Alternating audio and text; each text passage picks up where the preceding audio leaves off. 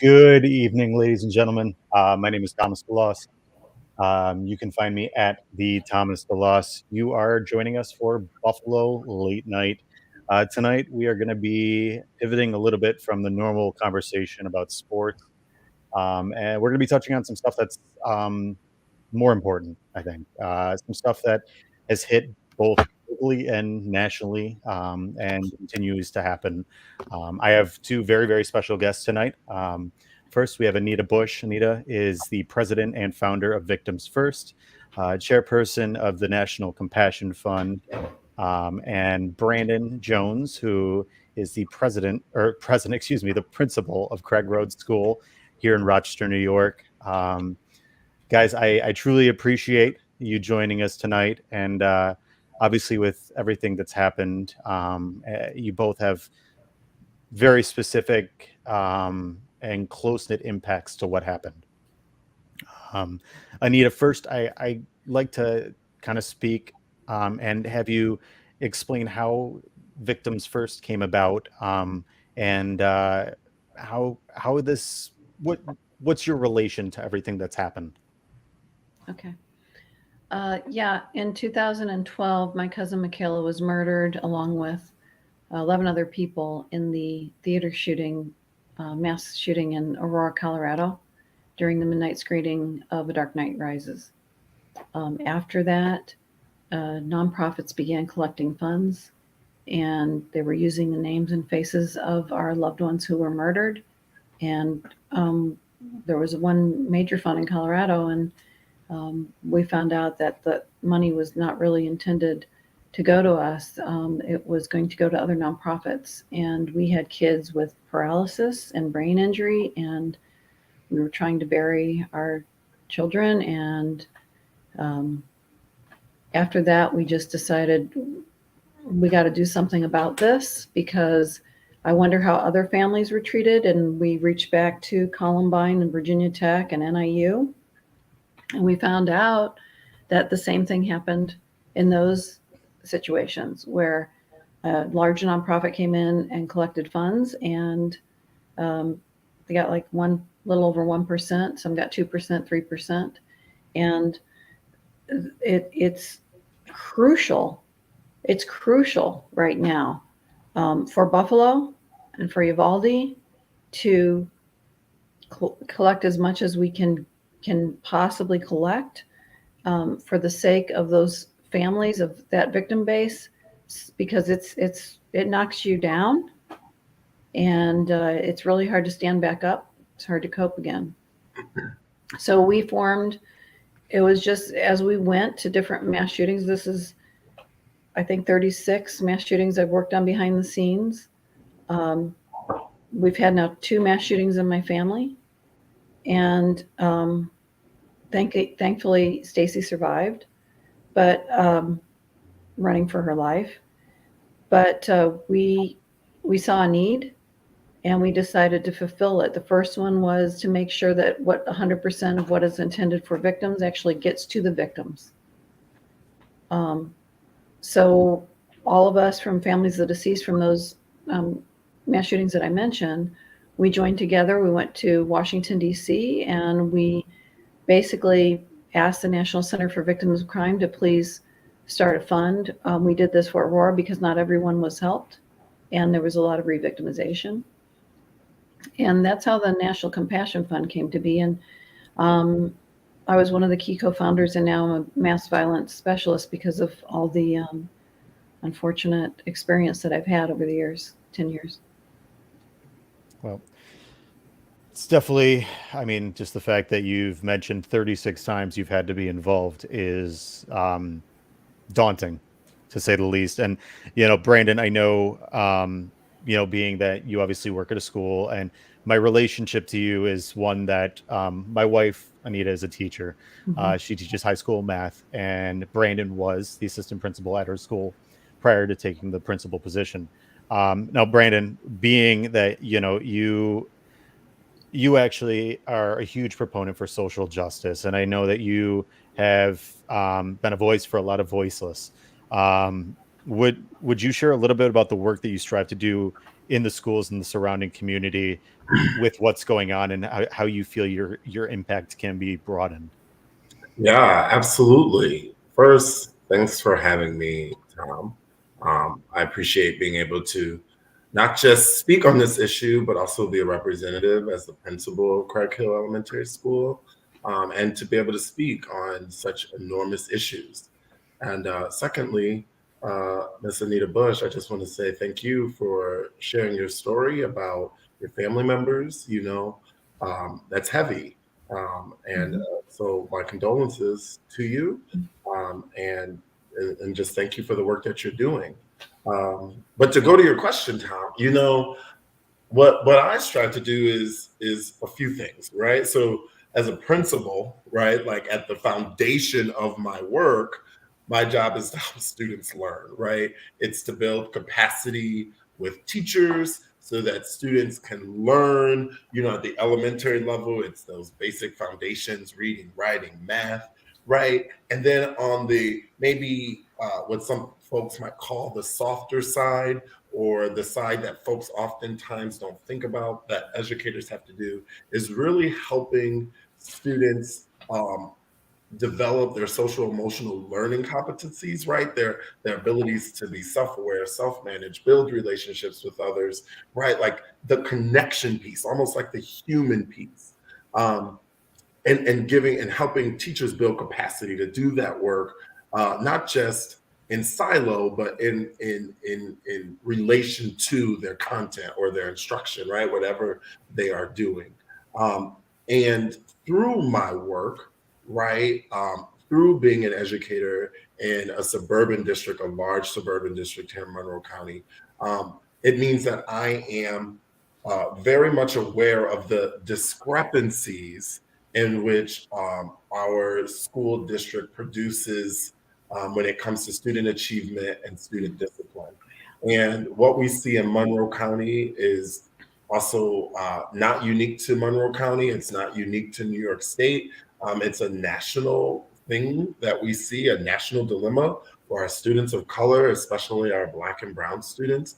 Um, have a gap when it comes to the educational opportunity, right? Again, in both achievement and discipline. So a lot of my work uh, is rooted in what we call educational equity, right? Making sure that all of our students have access, not just opportunity, but access to instruction.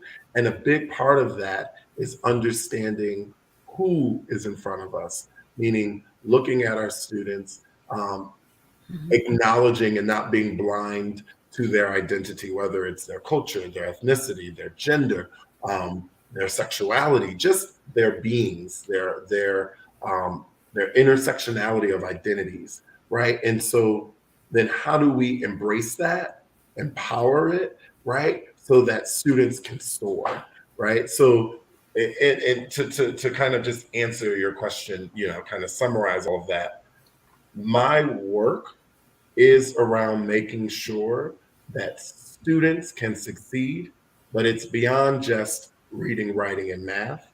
It's being able to acknowledge their identity, acknowledge their diversity, and use that to help them soar and to help close those educational opportunity gaps.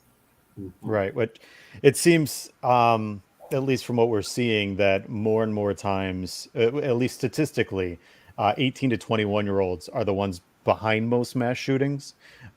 So, it's starting right outside of high school. And a lot of the prevailing issues that you're seeing are things that could have potentially been changed or affected, just but not only by at home, but the teachers in the classrooms, and maybe trying to fix those disparities that kids feel, things that they don't feel like they're, like you said, they are who they want to be, or that they feel like they're being slighted, because a lot of stuff happens because of bullying, or that they feel that they're being Mhm. mistreated. And Anita, obviously, with Mhm. everything that you've gone through, I know Brandon, being a teacher, have you noticed any parallels or any commonalities between these shootings over the last how many years that you've been with Victims First, that could go back to the fact of what's happened at a younger age? Yes, I would like to speak to what you were saying, Brandon, and what you were saying, Thomas. My sister was a teacher in Independence, Missouri, and she had the class where nobody really wanted to go to if you were bullied or causing problems, and if you were the bullied. And she did something pretty amazing. She died of cancer a few years back, but she did something pretty amazing. She got the bullies and the bullied to know each other and become friends. And that was happening in an elementary school situation. Pardeep Kalika, his father, died a hero in the Oak Creek Sikh Temple mass shooting. The gunman came in, and he was the president of the temple, his father, and he picked up a fruit knife because that's the only weapon they had, you know, in the back by all the refreshments. And he confronted the gunman, and he distracted him so people could run into the freezer. That was a hate crime. And Pardeep has done something truly amazing. And Brandon, you probably want to meet him at some point. He teaches tolerance through schools, but with someone who has become one of his great friends, which is a former skinhead. And they go to schools and they talk about tolerance, and they talk about how to get along really with people. And I do think it starts at a very young age. And, these kids, and they are kids, that are picking up guns and going killing, want to kill a great number of people. Many of them want to be known. We are in a world of 15-minute fame, but they want to be known. Tom and Karen Teves, their son Alex, was killed in the Aurora Theater shooting. He sacrificed his life for his girlfriend who lived. And afterwards, they started something called the No Notoriety campaign, not to give notoriety to these shooters.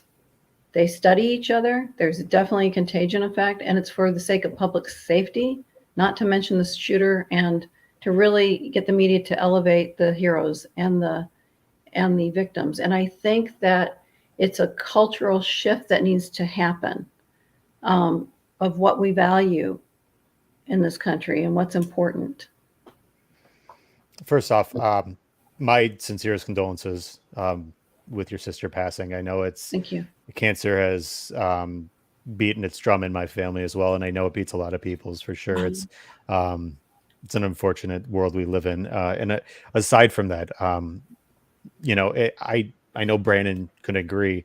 I think in terms of people actually trying to find a commonality, trying to be better people, I think is something that needs. I think that's the one plague, choosing love, I think is a good plague to have happen to our society, because I think there's a lot of love that needs to happen, because there's a lot of hate that's really running rampant.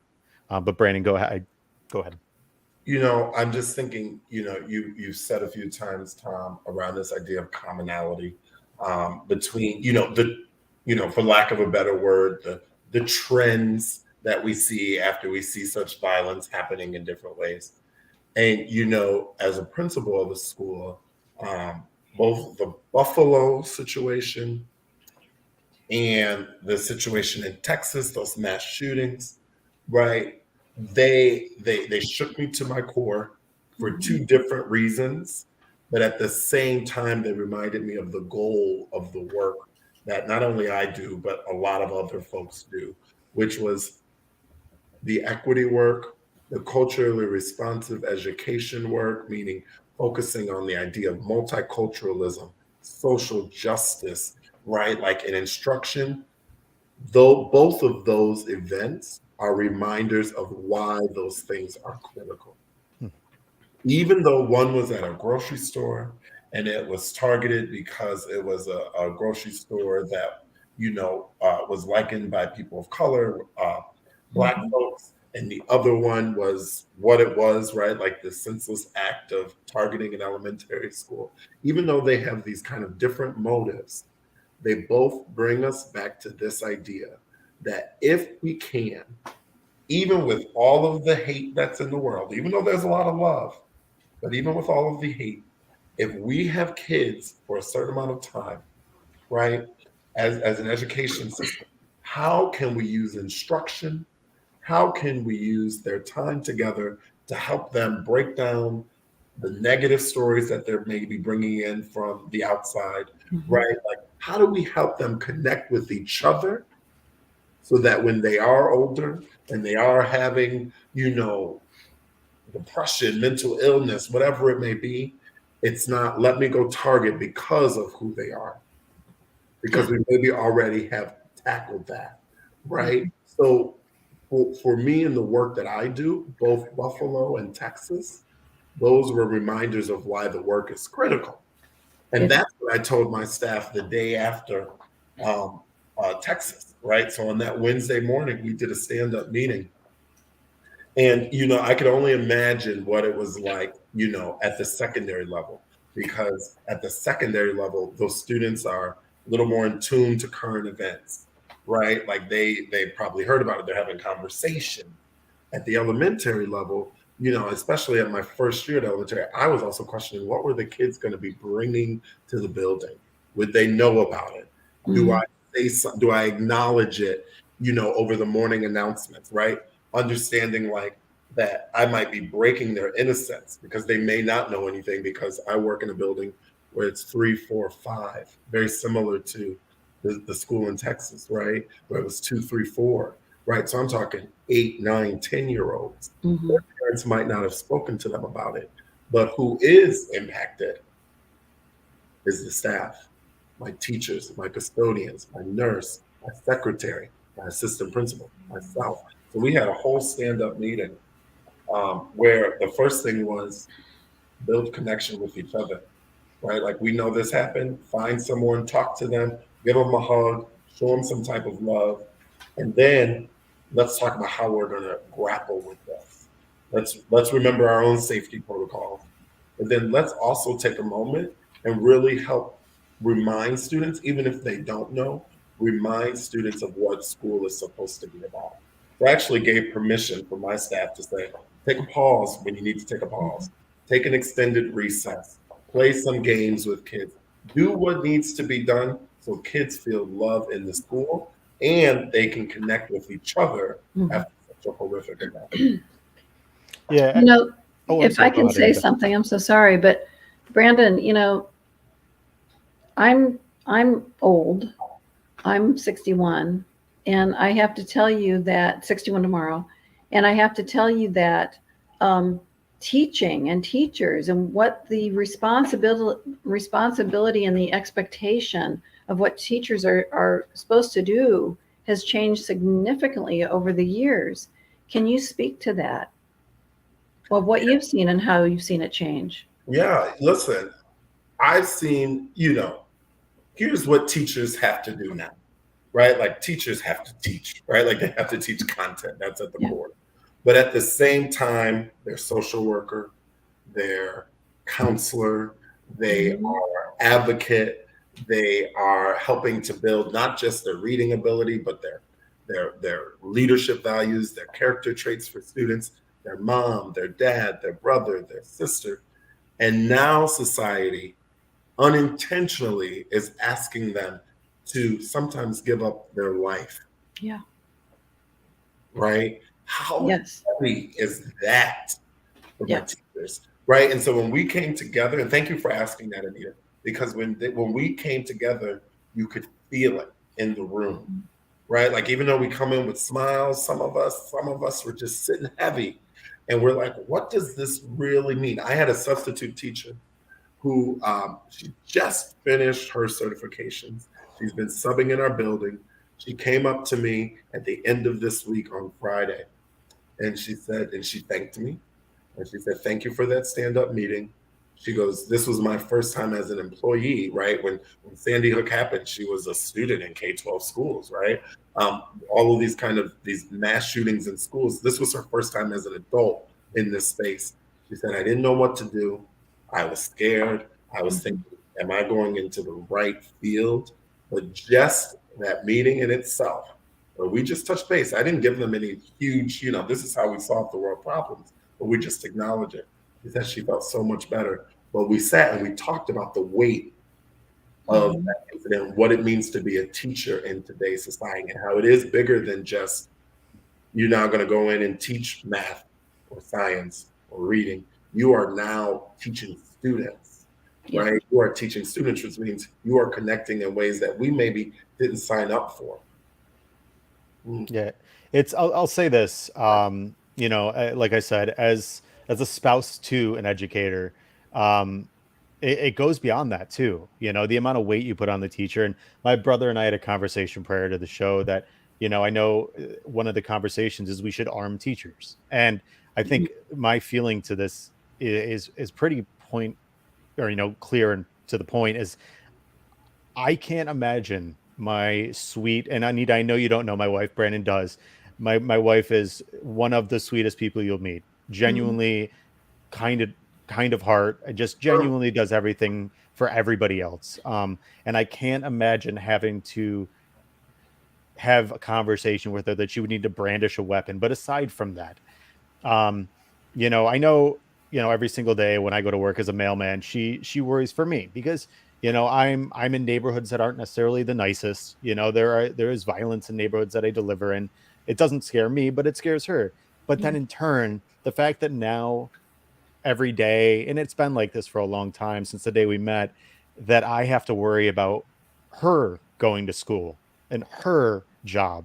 You never hope to think that in your wife's profession that she has to worry about going to school and potentially something happening, but it keeps hitting home, whether it was in Buffalo and then right afterwards it was in an elementary school.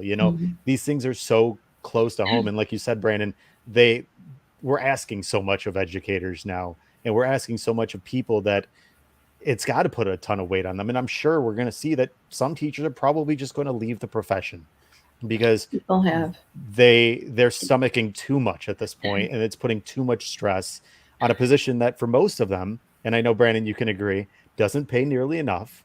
And on top of that, they're having, even if they love it, beyond measure. And I know my wife does. I know a lot of teachers that they live and breathe the ability to connect with students, to, educate them, to help them grow and become and give potential to the person that they can one day be.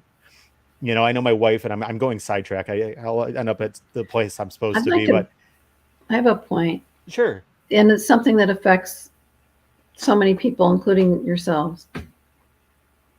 After this kind of violence in your neighborhood and especially in your school, there's a lot of PTSD around the entire incident.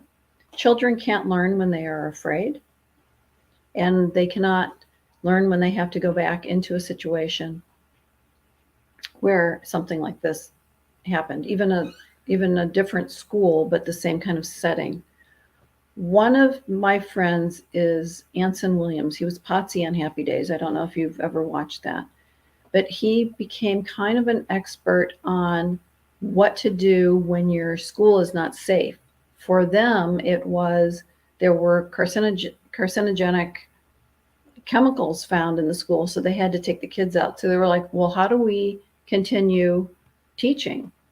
And one of the smartest things I've heard is, pop-up schools or K-12 programs. He and his wife started the first K-12 program in the nation in California. And it was done out of the necessity for the kids to be in a safe environment. And I can see that translating to mass shootings as well in schools. So, I mean, the next step for all this, I mean, it's scary across the nation right now in schools. It's scary across the nation. I'm sure everybody's thinking twice about walking into a grocery store or going anywhere. I mean, I know that to this day, I don't go anywhere where I don't know where the exit is. Mm. And I usually sit near the exit. And that is a permanent change in my behavior because people say, oh, well, mass shooting, it's only, it's like lightning. It'll never strike twice. It has. And it almost was 3 times in our family. So I do not want to live in fear, but I do live, um, I don't know how to say it. I live very conscious of my surroundings anymore. And I think a lot of people are doing that. Anita, and hearing you, who does that, right? Who has the privilege of not being able to think like what you just said about when you're in the movie theater, you're Good at a point. nightclub, you're at school. My good, you know who doesn't? Children. They have that privilege, and it's a beautiful privilege that they have until Yeah. something happens. But I agree with you, Anita. People have it. Let me tell you, after the incident in Buffalo, the murders in Buffalo, I went to Wegmans, the local Wegmans here in Rochester. And there was a young Black cashier. You know, he greeted me. I'm checking out. Probably, I would say he might have been 17 years old, 18 years old. Mm-hmm. And, they do the hello, how are you? Ever you find everything okay? The traditional conversation. Sure. And then he goes, how are you, brother? And it kind of, I was like, well, I'm like, I feel well. How are you? And he's like, stressed, and he's literally started talking to me about how he had a plan for the exit if something was to happen. Yeah. Right. And I'm just listening. Right. And I'm like, man, and he's like, yeah, if this happened, I'm gonna run there. And when I do reshops, I've planned out. Because you just never know. And I asked him about security, and he goes, I don't feel like anything has changed. But in my mind, right? So, we fist pump, and I'm like, be safe, be vigilant. But I'm thinking that's a 17, 18-year-old kid. Yeah. Scary. Now, instead of just maybe 2 weeks before, he was maybe thinking, I'm cashing out these folks so I can get a paycheck to buy some clothes for this, or to take my partner out on a date, or to give my family a little extra money, or whatever it may be, right?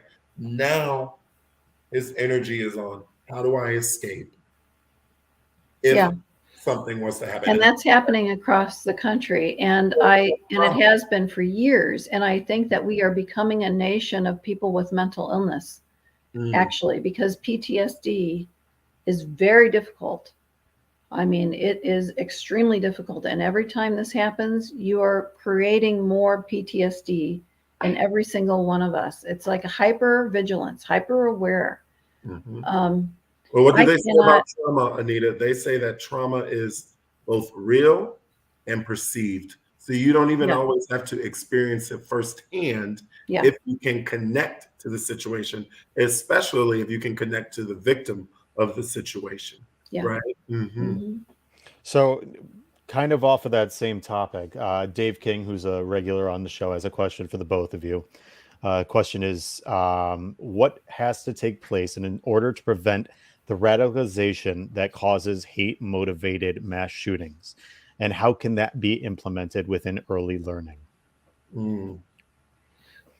What I'll talk about first is just this idea of anti-racism, right? And so outside of my job as principal, I do workshops throughout the community. I teach, I'm an adjunct professor at a local college here, where I teach a course to pre-service teachers all about educational equity.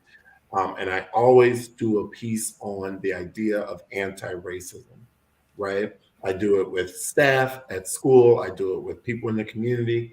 And I think it's important to teach, well, first to understand that racism is not a state of being, right? Like, so it's not, I am a racist or I am not a racist. It is oftentimes dictated by our actions, right? So I can be actively anti-racist in one moment, right? Because I am trying to combat racism. I am thinking about policy, procedure. That's what Ibram Kendi says.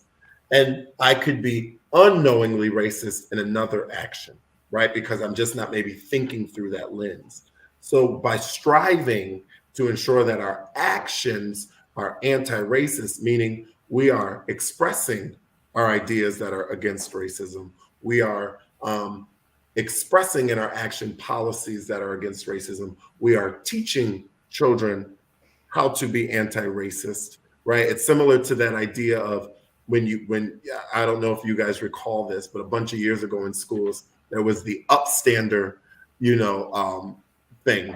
It was the thing that schools talked about, like how to be an upstander when it comes to bullying. So being a bystander was not good, right? You couldn't not do anything, because if you didn't do anything when you saw bullying happen, you are a part of the problem. So being an upstander was the way to tackle it, right? Like you saw bullying, you tell an adult, you intervene if it's safe, you do something. It's the same idea with anti-racism.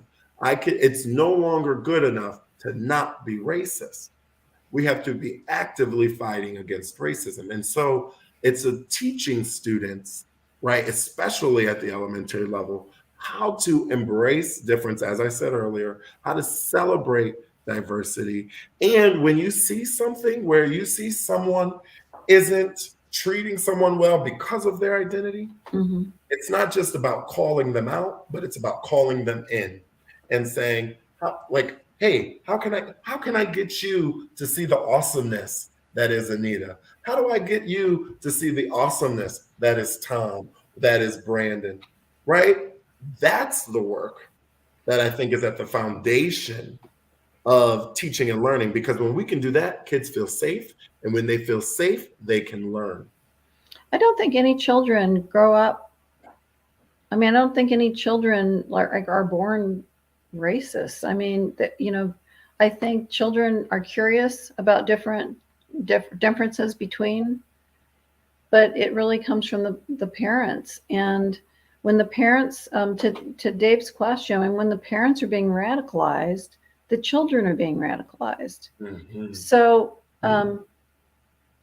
I don't know. I mean, I grew up in Southern Illinois, and I had a very different experience than my nieces and nephews have growing up in different areas. My niece is 50% Japanese. Her friends are just of color. There's no even it's white, black, Asian. It doesn't matter. It just doesn't matter. And that gives me a lot of hope. When I was growing up in Southern Illinois, there was racism in my school at a very young age in elementary school. I saw it. I experienced it, and it was weird because we weren't taught that at home. So my dad's best friend was from the war, and he happened to be black, and they couldn't go places together. They couldn't stay in the same hotels. They couldn't. So we had, and I really credit my father, my parents, because my father there were two great people he had on the wall, pictures. One was Martin Luther King, and one was John F. Kennedy. And we were told everything about both these great men, right? It starts at the home. So to answer his question, I think that these kids, it really starts with the parents, and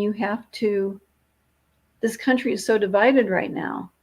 And I don't know, Brandon, do you agree that it's just all starts with the parents? I agree that socialization is a piece, because I think exactly what you're saying is accurate. I don't want to say it's the parents are the primary teacher, right? Right. But students, people, we get messages from everywhere. So even if our parents are telling us, just like you gave that example of your father with those beautiful portraits up of John F. Kennedy and Martin Luther King, right? Like he's doing his best and his darndest, but it doesn't mean that Anita may not have left and got some information elsewhere and was storing that in there, But right? you reject it. Yeah, that's the hope. You reject it because you're like, no, I know this isn't right. Because I've been taught differently. Right. Yes. I've been taught differently, and I know right from wrong, and this is wrong. Yes. And you will be made, I mean, we were ridiculed. We were called names, but it was just like, no, this is the way it needs, this is what's right. And we have to be, when we're having that anti-racist struggle, we have to be okay with being uncomfortable. For exactly that example you just gave. So I guess. But it's hard to be uncomfortable when you are a child. Oh, 100%. Because there's that's such why I peer think pressure. the power in, right, like, because we don't know what parents, and not just parents, but other media messages and whatnot are getting invested into our children, which is why in schools, we do have to acknowledge diversity as explicitly as we can, right? So sometimes, and I don't mean to go this direction, right? But, I think about what's happening throughout the country at board meetings where people are furious, angry at the idea of this concept of critical race theory, which, by the way, is not being taught in schools, right? So there's some misinformation there, but that's a whole different rabbit hole. But they're angry about it because they believe that what's happening is that the school system are teaching their child to feel guilty for being white, and that everyone else should hate them because they are white. When really, culturally responsive education and equity, so different. It's the complete opposite of that. And so when our instruction is focused around kids of differences working together, when we're asking educators to be mindful of their student races so that by default, when you have partner work, you don't have, my white students working together and my Hispanic students working together and my Asian, we're mindful to say, let's mix it up so we can learn from each other. That's beautiful. So then in the idea that what you were saying, Anita, right? Like parents, if they teach and they give that love and they bring that character, because that's really what we're talking about, right? Character, then we're reinforcing that in school. But if they're not getting that character at home, if they're getting something else, and not just from parents, from anybody, then school may be the place and should be the place that's giving them that different perspective. Because we can control, as a principal, I can control what's happening for the most part in the walls of my building and the messaging that we share with our families and our students. I can't control what my students go home to when they leave us at 4 o'clock. And then there's just one more thing I want to bring up, because I think it was super important when we talk about racism. And back to Dave King's question about that radicalization, I think it's important to know that what we saw in Buffalo, that's a prime example of this idea of active racism, right? Direct, explicit.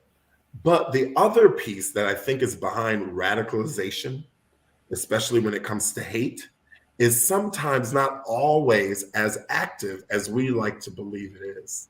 We also call that passive racism, right? That's when we see things built into our structures, into our policies that get disproportionate results. And we don't challenge it, because challenging it means we actually have to do something. So passive racism is inaction, right? So I get that. And Tom, when you reached out to me and invited me on the show, you talked about some of the conversations that Jessica and you would have. And, it had me reflecting on what I was putting out there with Jessica, right? And I remember when we first started that journey at Odyssey about talking explicitly about equity and race, and me kind of taking the lead on that work, it was hard for folks at first to grapple with this idea that I'm not talking about active racism for the most part. That we should all know is wrong, right? Like, passive. Hopefully there are not, people walking around saying that the Buffalo incident wasn't a racist. That we know. It's the passive that we have to worry about. Yeah.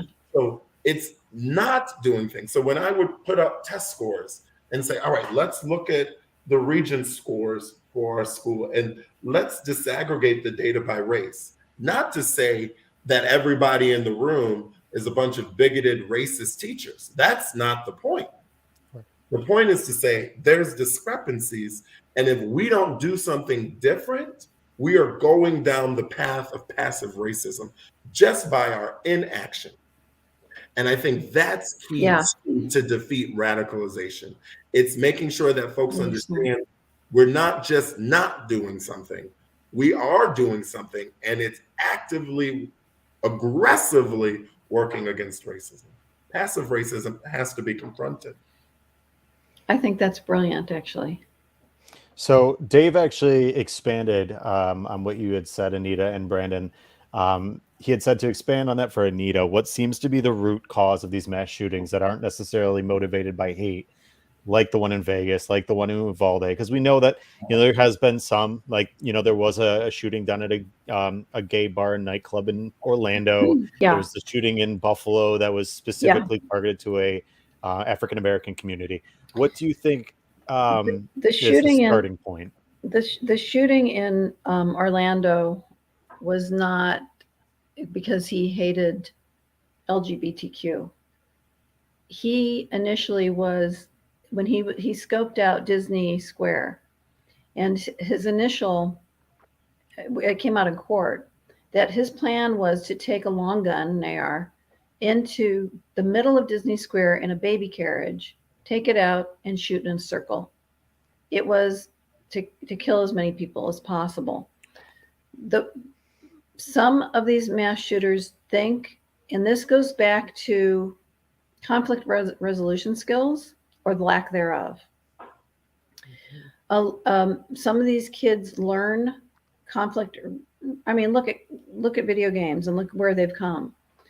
Conflict resolution. If something is bothering you as an obstacle, you kill it. That's just what they are right now. But I think that some of these shooters they think of it as a score. Let's see how many people I can get. Some people want, like I said, notoriety.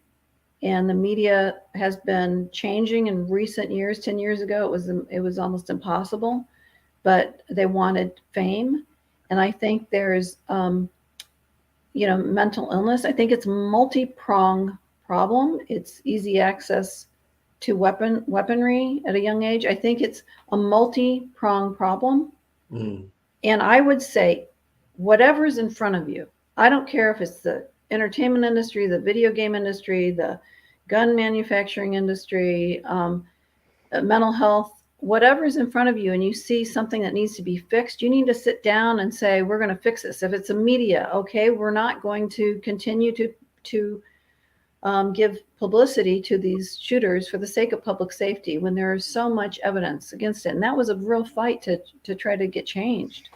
But I think, it's up to everyone to sit down and say, what's in front of me and what can I fix? Because there's so many different things that are, it's not one thing. It's many different things.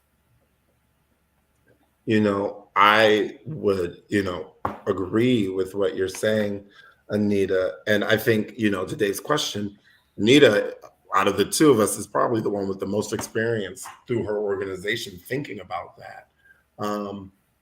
What I will add to is just this idea of self-hate, self-loathing. It's when we talk about why someone would do what they did, right? And sometimes it's not as explicit as, because of the color of their skin, as Dave pointed out. But the why? What is it that we are not self-aware of about how we're feeling? Or maybe we are self-aware, but we aren't able to manage that. They can't. Yeah, it's not managing anger. Yeah, we can't manage it, and maybe it's because of some of the things that Anita pointed out. Right, we see a video game and we see this kind of conflict, and how do you deal with it? You just get rid of it. But I do believe, right, and this is not because I've done any research out in the field or anything like that. I do believe that at the core of it, it still comes down to hate. And whether it's hate because of race or not is not always the case, but just maybe how we feel about ourselves and how we feel about how we're existing in society, and hating not feeling like connected or belonging or having the ability to manage what we're feeling in a way that doesn't cause destructiveness. Yeah, the disconnect Yes, from humanity, really. that's right. That's right. Because a lot of folks feel what some of these folks feel when they go out and do what they've done. But the difference is they don't go out and do and act in ways that cause this type of mass destruction that stops a nation from functioning. Right. You'd like to think that there's enough out there, but I feel with the lack of mental health care that I think it's going to be a prevailing issue in terms of people actually getting that help or maybe knowing who to go to. But in that same sense, I feel like there's also people that, even with everything that's available, will never reach out.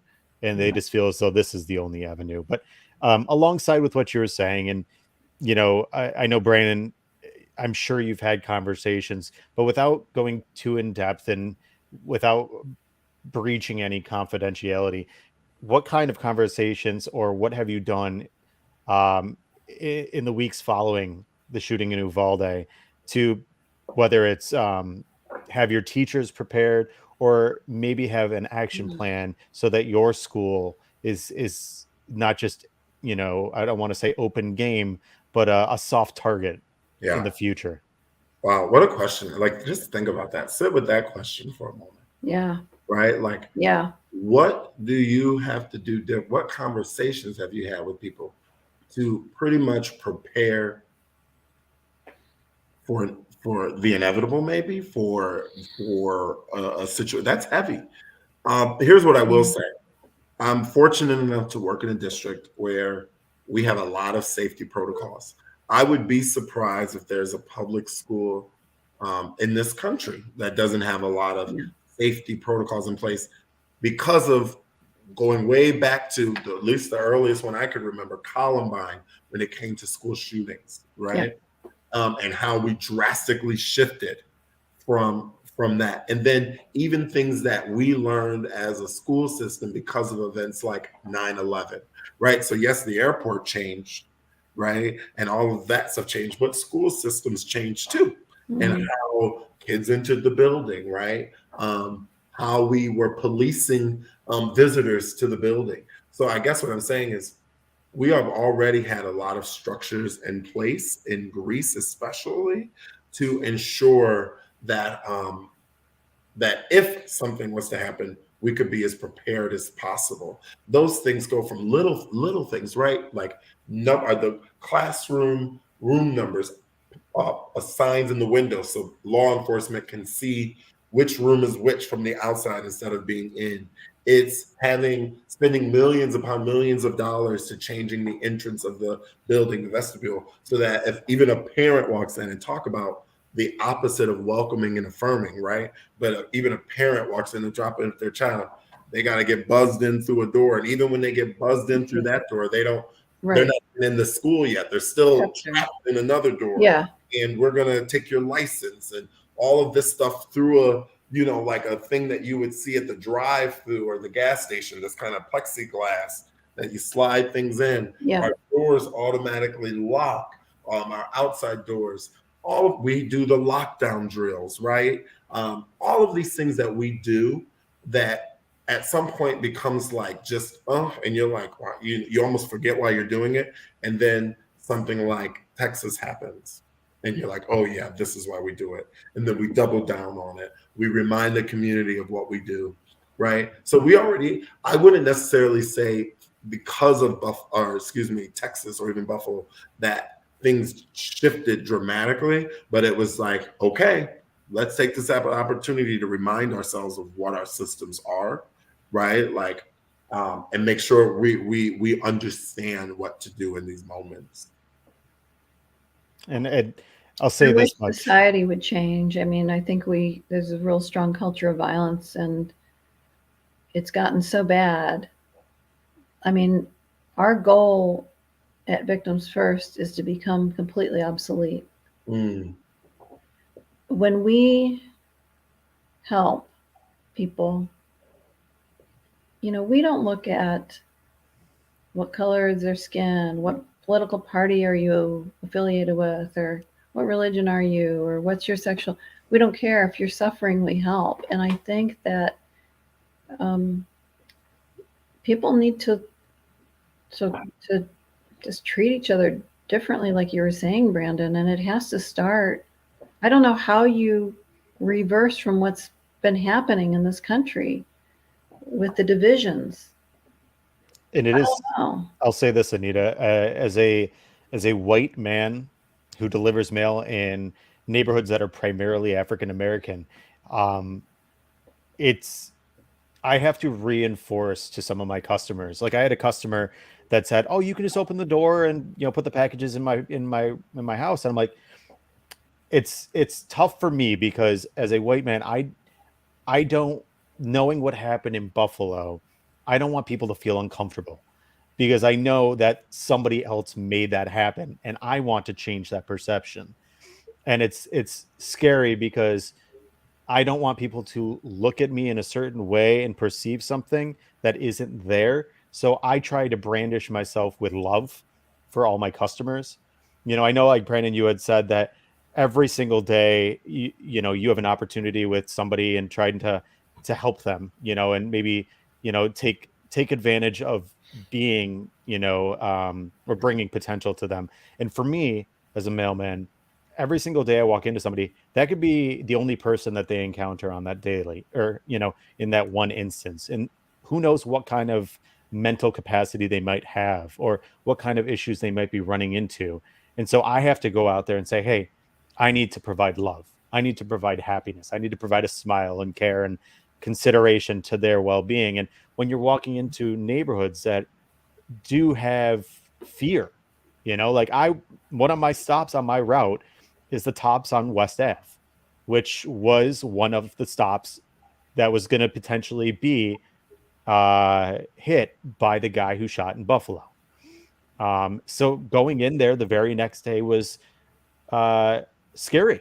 That I'm a white man walking into a grocery store that a lot of African Americans shop at after a situation that was really terrifying. So I had to reinstill that feeling and reinstill that I'm a good person. And there's a lot of great people out there. And I think that it's going to have to be where we're coming together as a society and saying, these people are outcasts. You're not the outcast. We're not the outcast. We're all family. We're all one people. We're human. We're Americans. And even if we're not Americans and people from other countries, we're all on this earth to help each other. And that's the primary goal. And that it's not that, these people are going to change that. We need to change them. We need to get rid of them and help bring society together again. Thomas, it's I like what you shared, and Anita said something similar, just around really embracing folks with love and kindness, and no matter what their identities are. And I would challenge us to think about what you also said at the beginning, Tom. And I don't know if you said it because you have a wife that works in Greece, but you said we choose love, choosing love. And in Greece, our superintendent has made that our theme this year. And we spent a lot of time over the summer, last summer, when she introduced it, really thinking about the words, just those three simple words. But the idea of, well, why not just say love, but why choose? Because choose is active, right? Like choose is a conscious decision to say, I'm going to do something that demonstrates my love for you or my community or my family or whoever, my love for myself, right? But I'm going to choose love. So I challenge us all to think, how do we take that kindness, right? And there's extreme examples of it. I mean, Anita created a whole organization, right, around taking that kindness and that love and choosing to demonstrate that love through this organization to make sure things are okay. But then how do we do it on the day to day with our action? So it's not just Tom and Brandon saying, we are good people, I'm a good person, but we're showing it in our actions, right? Like, how do we choose that on the day to day, on the individual basis? And I And think that's the magic. right. And I think that comes down to doing, that phrase, um, do it like nobody's watching, do those Yeah. actions so that, because I think the big thing right now, everybody's got a camera out and then they do something nice, give money to the homeless. It's doing these things when nobody's watching, doing these things that make an impact. And it's vastly more important nowadays than it's ever been. I know, Jessica, when the whole thing was going on in Ukraine, she knit a whole bunch of sunflowers and winter caps and scarves and raised like $800 and, went to families in Ukraine. I started a GoFundMe. That's why I met Anita, to try to raise money for the families in Buffalo, and this isn't to try to be, to sound like some incredible person. It's just trying to make, like you said, choosing love, making it an active role in our lives. And it's incredibly important to, I would say, be the light, be the difference, be the one that's going to be out there, with your boots on the ground and trying to be a better person for somebody else. Um, John F. Kennedy said, you know, one person can make a difference, and everyone should try. And that's what I was taught, and that's what I believe, and that's what we should all put in practice. Try to change things for the greater good, That's right. one step at a time. One smile, one, hey, can I help you? What can I do? And never look down on anyone unless you're helping them up. That's Reverend Jesse Jackson. Right. Because I we can believe only in that control, too. we can only Pardon? control. I was just adding to what you were saying. We can only control our sphere of influence. So Yeah. what can I do? Small acts, sometimes big acts, right? Like sometimes it's, joining committees, going to board meetings, going to city council meetings, right? Marching when there are marches, right? Like there's big acts, there's small acts, right? Like how do we go in between those to make change? Because like you said, Anita, if you're doing it, even though it's just you, maybe I become inspired and then I do it, right? And now there's two of us, and then Tom Yeah. becomes inspired and he does. Right now we're building a community.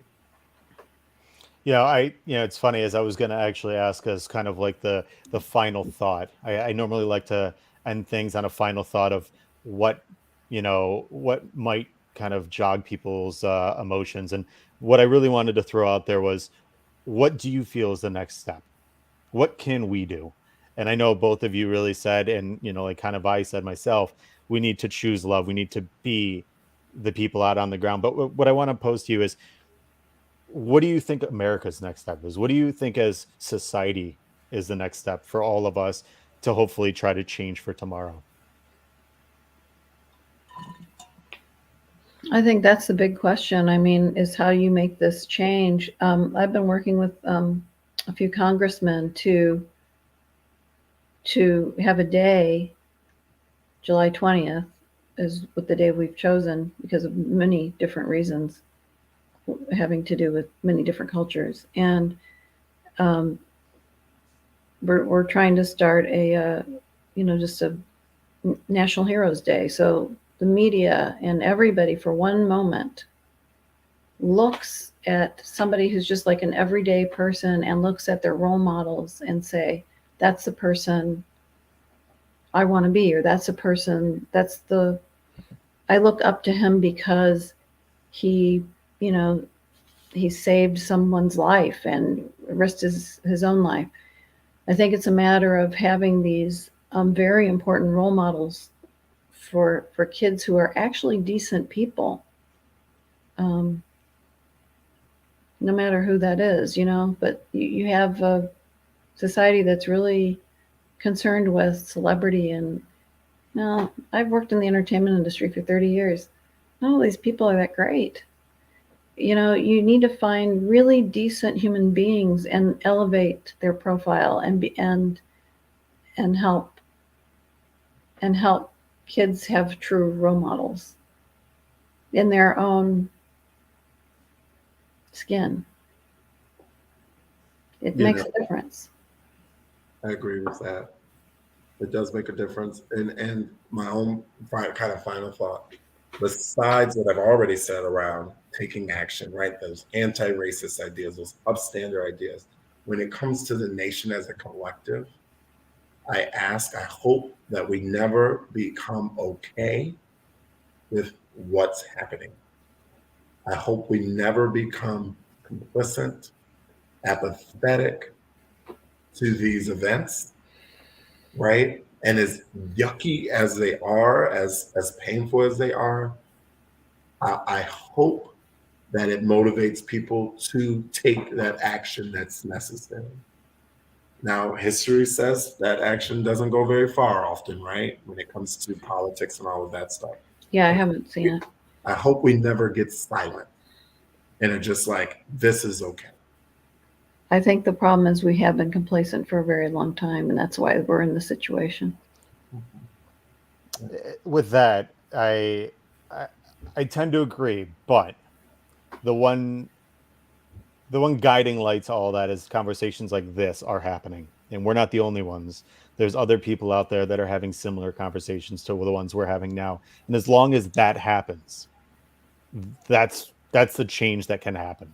The more people out there that have their voice heard, the more people that have people listen, that's what we need. We need more people out there that are willing to be the, like I said about Brandon earlier, the voice of the voiceless. You need those people out there. You need And those not people take that over can each help. other's voice. Right. As I took over yours just now. But you know what I'm saying. not to allow somebody to take over your voice. As we've seen happen many, many times. We want co-conspirators, right? we want to be in it together. Absolutely. Yeah, that's the only way. Mm-hmm. Well, folks, Anita, Brandon, truly appreciate you two taking your time from this busy day, busy weekend. I appreciate you sharing not only your story, but your voice and your opinion and your feelings and thoughts on everything that happened. I know it's been a really, really tough couple weeks for a lot of people. I know you two have been incredibly busy in your professions, but just taking the time for people to hear, for people to wrap their minds around what's going on, and hearing that there are incredible people out there, people that are out there making a difference in our society, that are trying to do right by other people, is incredibly important. I just want to thank you for taking your time tonight with us. I truly appreciate it. Feel free to share this. It's at Buffalo Late Night on Facebook. You'll see it on YouTube, Twitch, and Twitter. And so people can hear what you have to say, because it is important. Again, my name is Thomas DeLoss, at the Thomas DeLoss on Twitter. That's where you can find me. This has been Buffalo Late Night. I truly appreciate everybody who's been watching, the comments that have come in. And I hope all of you guys have a wonderful evening, wonderful Memorial Day, and choose love. Let's be better. Thank you. Thanks so much. Bye.